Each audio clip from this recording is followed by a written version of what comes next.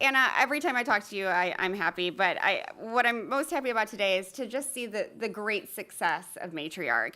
While you're talking and while we're talking, the audience is going to have a chance to taste a dish from Matriark. Do you want to describe it quickly? Yeah, sure. This is a gazpacho that is made with an upcycled passata plus, and passata is just basically pureed tomatoes. It's made all over the world in different forms, basically from the ripest tomatoes that exist.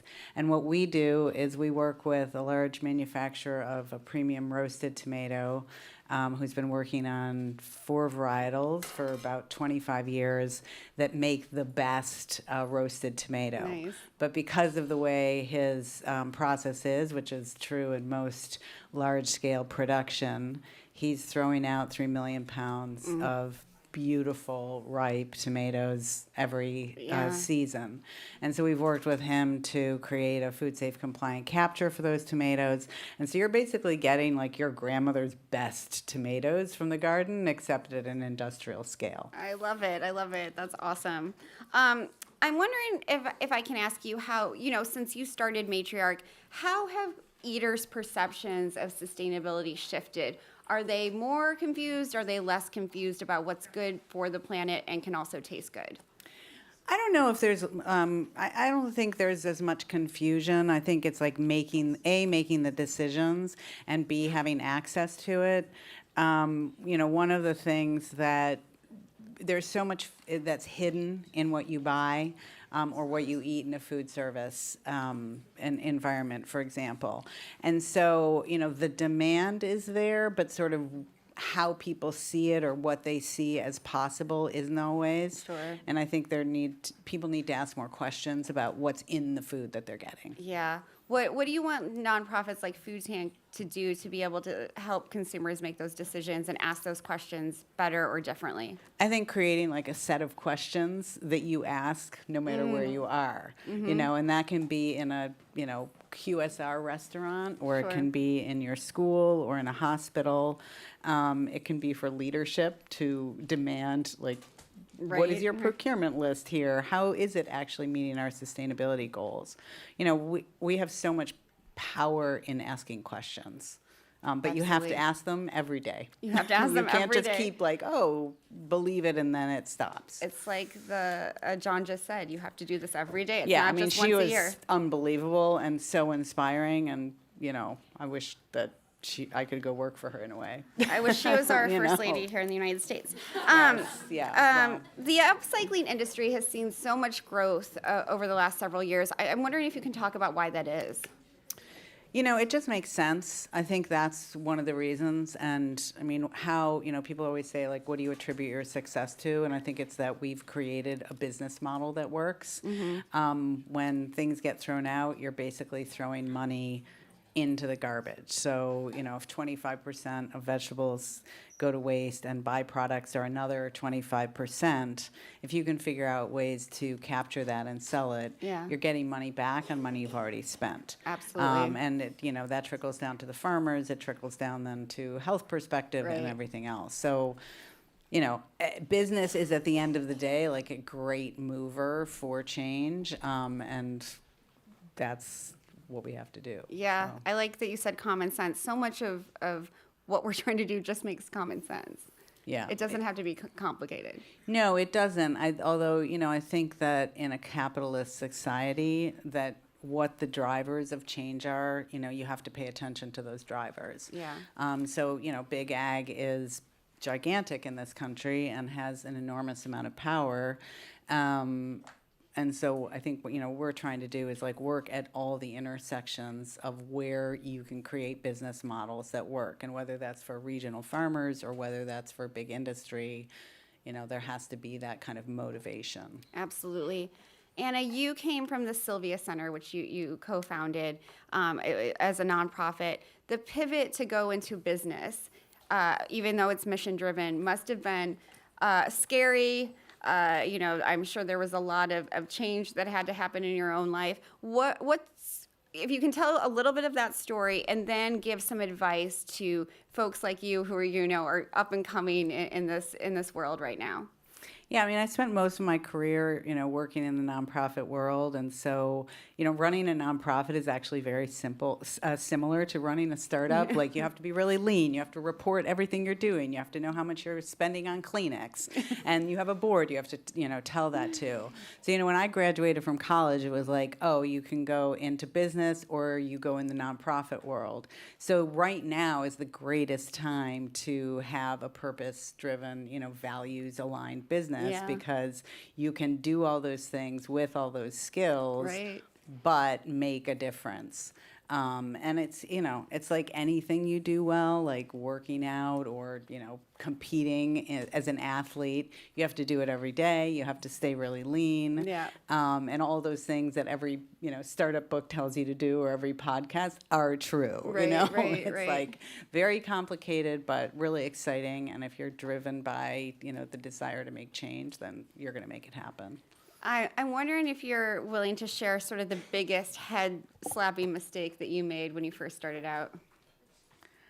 I think the mistake is this also the thing that's created success, which is that I just assumed everyone would, get on the bandwagon Yeah. immediately.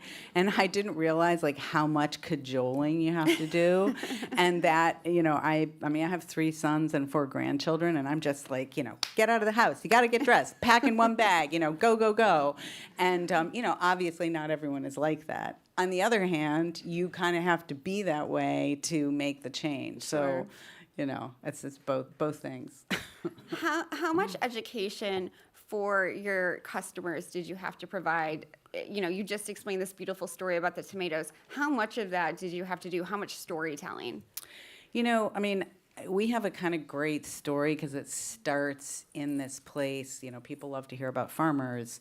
They love to hear, or not love to hear, but they know that there's an incredible need for healthier food for more people, and that, if 40% of food is wasted and we were to use all of that, we could feed the world, at least at this point in time, Right. 1.5 times over. Right. And so that story really resonates. But we also were founding members of the Upcycled Food Association, which is a group of other companies like ours, sort of starting that process. We created a certification so it's authentic and it's data backed. And that group was able to tell stories at a larger level Yeah. too. So sort of, in the conversation about collaboration, as you're making change, you can be one voice, but it's much better if you're a group. And that's grown from 8 companies to over 250 worldwide. And some of those are really big companies, and some of those are totally tiny companies, but, it's growing every year.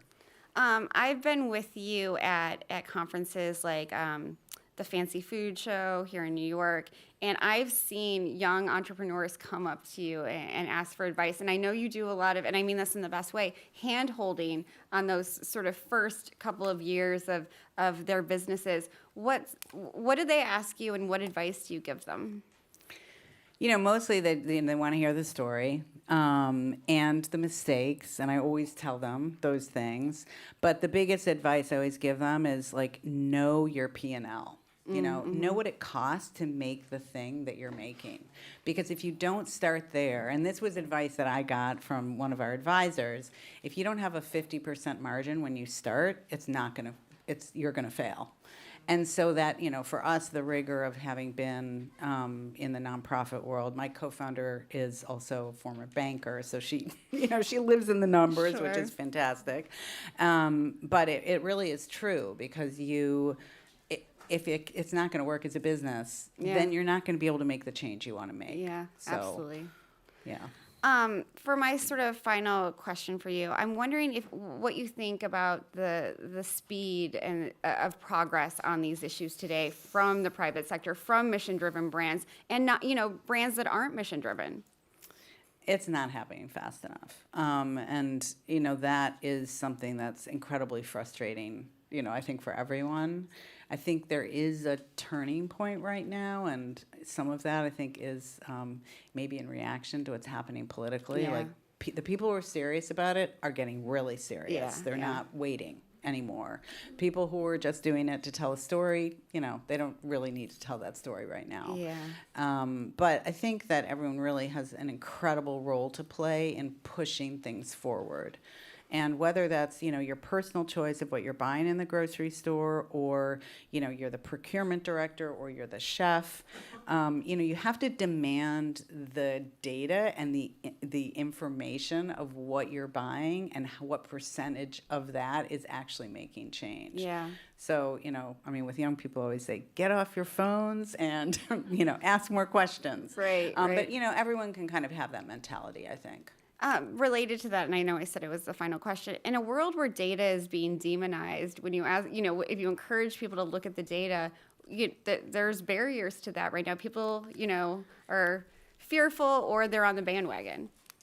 Yeah, I guess. It's like you have to, question authority always, but there is good data, and I think everyone knows where to find that. So you can be suspicious, or you can choose the places where you're going to get your information and ask the questions, and not just sort of accept that it's wrong or right. Just Right. keep asking the questions and don't give up on that. Yeah. One final question. It's the same question I asked Jackson earlier. What do you want this audience to take away today? Get involved, do something every day. And like I said before, if you're, shopping, like buy better quality products if you can afford to. If you are a procurement director, demand the list of products and make sure that the goals you've set are being met. If you're a chef, you have incredible power because you are choosing and also communicating about what you're using. And really, everything you're eating should have some sustainable component to it. Great advice, Anna. Thank you so much. Thank you for everything you do. Thanks.